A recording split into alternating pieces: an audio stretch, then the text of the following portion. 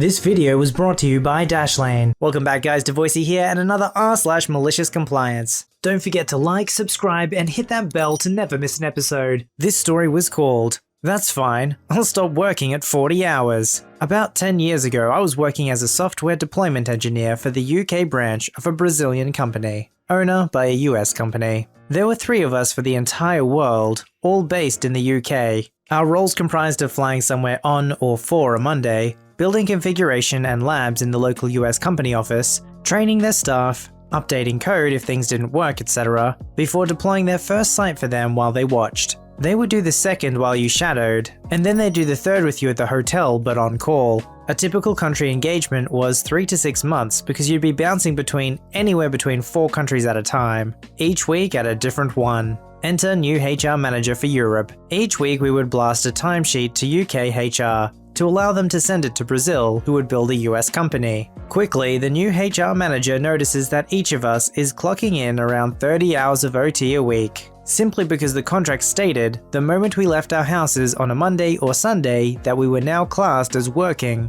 because of the international travel. We enjoyed this clause because time and a half for 30 hours a week was lovely. But that did mean that the further from the UK we went, the quicker we hit the UK limit of our 40 hours per week. My record was hitting 40 hours by lunchtime Tuesday due to spending 27 hours flying to Sydney. As I said, the HR manager didn't like that we were going so far over the 40-hour limit in both our contracts and in the UK. I sat down with her and explained that it is just the nature of the job, that we didn't mind because we got overtime for it. She wasn't happy, talking about process and they wouldn't be paying OT for hours over from X date. Throughout the meeting, she was abrasive and rude, like she was talking to a child, not the highest billed technical resource in the company. Naturally, quite annoyed by this, but very little we could do. The OT wasn't in our contracts as we were salaried employees, and it was a perk that we were given. I grabbed the other 2 in a quick huddle and we formulated a plan. We brief our respective project managers, employee of the US company, and they each agree. The next Monday, A flew to Finland, B flew to Austria, and I flew to Kazakhstan. Naturally, I hit the 40-hour cap quickest, and at mid-morning Wednesday, with only half of the urgent work completed for the week, I tell the PM I'll pick him and our file maintenance resource when they want, before jumping in the car and heading back to the hotel. I text A and B and let them know we are a go. Later on that day, A does the same. All the while, this has been escalated both via my PM and the local company MD back to the US head office, and this back to my Brazil head office, and down to our UK office. By Thursday morning my time, I get an email saying they won't pay overtime, but will give time off in lieu. Quick text-based huddle and the other 2 are happy with that. I'd prefer the overtime, but if I get an additional 2 days of paid holiday a week to my holiday balance, then I'll take it. We agree, go back to working. HR manager is suitably browbeaten for her mistake, and then even more so when she realizes that time off in lieu has to be taken in a month cycle, meaning each of us had around a week off paid per month. This story was called, "I Won't Move Until You Upgrade Me." Alright. This one happened a few months ago at the airport, in Madrid, Spain. I witnessed it, but I'm not directly involved with this. I was sitting near a gate, well in advance for my flight. The previous flight to use the gate was still boarding its last passengers. It was a pretty short one to Lisbon, so probably less than an hour flight time. In comes textbook Karen with her suitcase, going straight to the counter and without any form of politeness, starts complaining to one of the 2 gate agents. The conversation was more or less, "I know you have a free seat in first." The airline publishes seat maps online. "I'm a loyal member of your airline. Can you upgrade me?" She slams a card on the counter. "I am sorry, but I cannot randomly upgrade people. Plus you have an economy basic ticket. Even if I could, we would upgrade any standard economy passenger before you. Finally, this is a silver card. While we do have gold and platinum members on this flight that we could also upgrade first." You have to note that European airlines typically do not automatically upgrade passengers as in the US. Also, the difference between first and economy is usually not that much. Seats are the same, but in front of the plane with a blocked middle seat and slightly better food. That's it. "They have already boarded. If you don't upgrade me, then I won't use this airline ever again." Gate Agent 2 makes an announcement about the final call for passengers that Karen ignores completely. Ma'am, I repeat that I don't have the power to upgrade anybody per airline policy. It would not be fair to those who actually paid for the ticket. The seat is free, I'm sure you can make an exception. Once again, I cannot, but I would recommend you to board. So will you upgrade me, right? Agent, now annoyed. For the third time, this is not something I can do. You are the last passenger we are waiting for. Can you please go to the gate? I will not move from this counter until you upgrade me. You should really... Unless you're telling me I'm upgraded, I don't want to hear about it. Alright. Passes like 1 or 2 minutes. So have you made up your mind and have me upgraded? Actually, ma'am, the gate is closed. We are not accepting late passengers anymore. I would suggest you go to the customer service desk to rebook. What? I've been here for like 10 minutes! Yes, but you refused twice to board the plane and made it clear that you would not move from this desk until I upgraded you, which I told you 5 times I cannot do. We couldn't delay the plane because of you. But you should have told me! I'm sorry, but you made it clear that you didn't want to hear about it if it was not about your upgrade, which, once again, I cannot do. At this moment, Karen left with a defeated and infuriated look. It was pretty fun to watch, I have to say. I have no idea whether Karen could be rebooked for free, but I hope not. Oh, I bet she thought she was so smart. How can I get a first class seat for free? Buy economy, wait till right near the end, see if any of them are free and just demand to be upgraded. What could go wrong? You could miss your flight, that could go wrong. There's no harm in asking for an upgrade, but if they're not going to give it to you, and it's the last call to board the plane, maybe it's time to give up and just board the plane?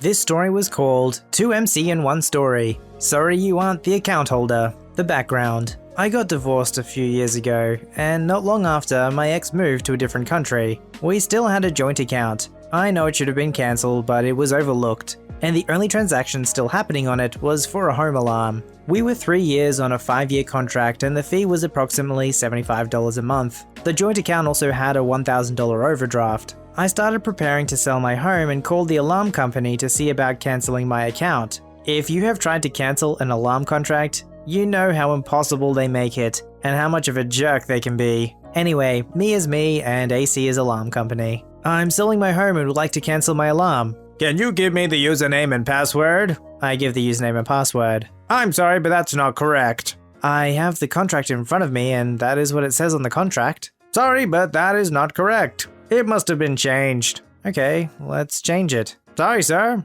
You are not the account holder and you need the account holder to change the password to authorize any changes to the account. Looks closer at the contract. The ex signed it. It looks like my ex signed the contract, but we are divorced and she's moved out of the country. I'm sorry, sir, but without her authorization, we cannot make any changes to the account. Things are not amicable between us and she'll not call you to make any changes. I'm sorry, sir, but we cannot help you. I would really like to get this taken care of. Sorry, but we cannot help without the account holder's authorization. I can't get that. Then there's nothing we can do. You need to send someone to collect your alarm and various sensors. Then I will no longer be paying the bill. Sir, that's not the way this works. You are contractually obligated for the full term of the contract and then the equipment is yours to keep. I will no longer be paying the bill. In that case, I'll send this to collections and ruin your credit score. I'm pretty sure you said that I'm not the account holder. And according to the contract I have in front of me, the contract is between you and my ex. So I am done paying her bill. Sir, you cannot do that. That's not ethical. You have told me that according to your rules, you can't work with me, so I am just going to follow your rules. The next day I head into my bank and try to cancel the direct debit transaction. I'm informed that I can't cancel it. Only the originator of the direct debit can cancel it, and with the originator being the alarm company, that is not likely. I live in Canada, and those are the rules, at least according to my bank. They tell me I can manually cancel a transaction, but that I have to come into the branch to do it, and I have to do it every month. For 3 months I do this, but it's a real pain as I work 45 minutes out of town, and my workday happens to be the same as bank hours, so a special trip is needed, and time off work to do this. After 3 months, I went back to the bank and asked if there is any way to sort this out. I explained the situation with the alarm company, and how they won't work with me, as I'm not the account holder, and how I can't get the account holder to participate. They empathize, but sorry we can't help. Me is me and BK is the bank. I would like to close the account then. Sorry, it requires both signatures to close the account to the way it was set up. I can't get the other signature. We won't be able to close the account then. I've been transferring money each month to cover this alarm fee, and I won't be doing that anymore, so we need to close this account so it does not incur overdraft fees and charges. But we can't close the account or stop the direct debit. Can I take myself off the account? Yes, you can remove yourself from the account. Okay, let's do that. The bank removes me from the account. Do I have any liability on this account anymore? Nope, you're no longer an account holder. You do realize that by me no longer transferring money into this account, the alarm fee will keep coming out each month and running the overdraft up. That's okay, we will deal with it. 10 months later, I get a call from the bank. My number was still listed as the contact number. Sir, you have overdrawn your account to the tune of $1,300 and change due to the fees, overdraft charges and interest. I ask who the account holder is. They name my ex. I say then that this isn't my problem.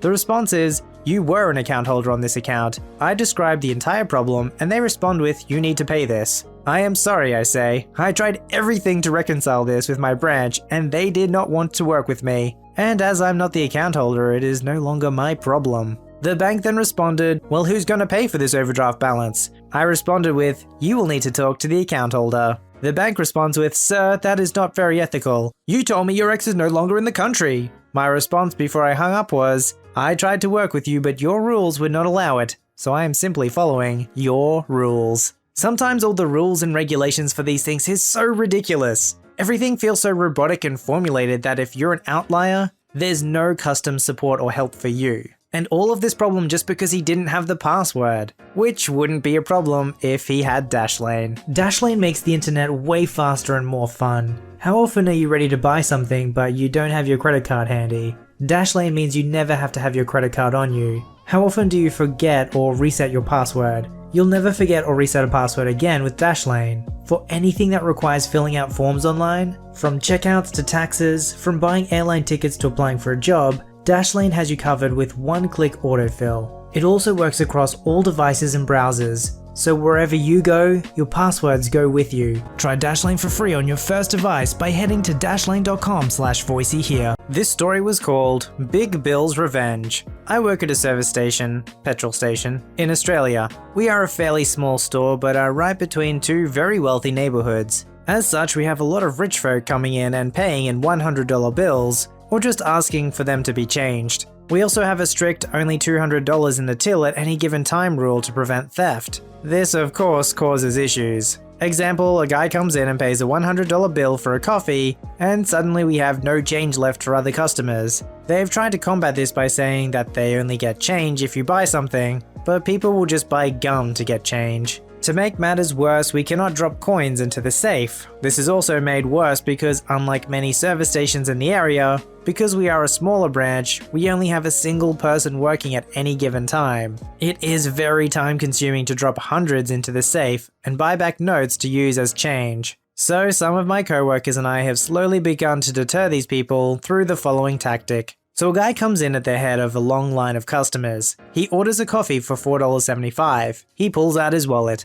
I clearly see that he has a bunch of 10s and 20s, but he hands me a 100. This happens a lot. Sorry, but do you have anything smaller? I don't want to give you too much change. Don't say I never give people a chance. He gives me a grin. Nope, that's all I have. So I smile and nod and proceed to count out $96.25 in coins. All coins. Here in Australia we have $2 coins and $1 coins, so I mainly use those, but I have to throw in a bunch of silvers too. His face goes pale as I'm counting it out. Just give it to me in notes, he says desperately. I'm sorry sir, but all we have is coins today. I know because I personally deposited most of the notes and took a ton of coins from the safe. As I'm counting, I can see him calculating his options. He could of course admit he has other smaller notes, but there's a big group of people watching, and it would be embarrassing as heck. But taking home $96.25 in coins would pull his pants around his ankles with their weight, no matter how tight he did his belt. Oh look, don't worry about it, just give me my frickin' money back. I don't even want the darn coffee. Are you sure?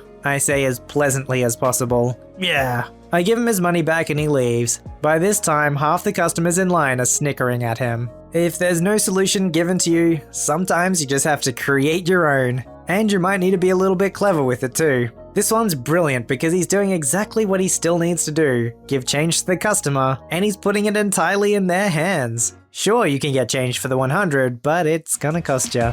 Post your stories, memes, and fan art at r/VoiceyHere. Don't forget to like, subscribe, and hit that bell to never miss an episode. Alright, Voicey veterans, I'll see you in the next one.